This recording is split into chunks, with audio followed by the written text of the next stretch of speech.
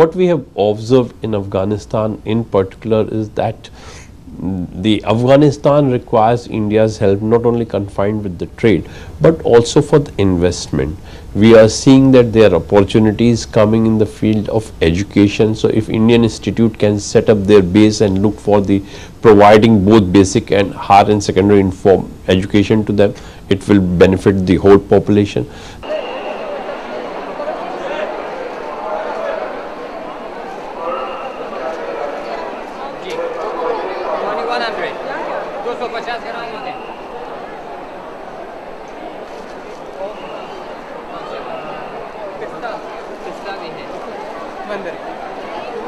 I think if you look at India's Afghanistan trade for last 4 to 5 years, our exports have stagnated around $450 million. In fact, 5 years back our exports were $465 million. Today it is around close to $500 million. On the contrary, imports have increased from around 125 million to around 205 million.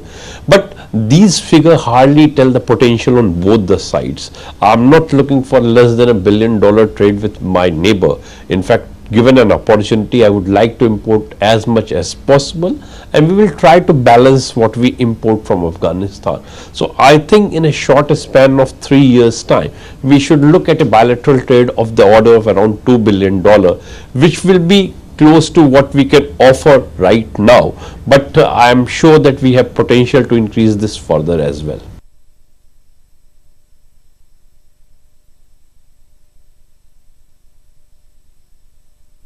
We all were very actively waiting for an elected government in Afghanistan. Now a new government has come, and I'm sure once the political stability is available in the country, it will attract both trade and investment.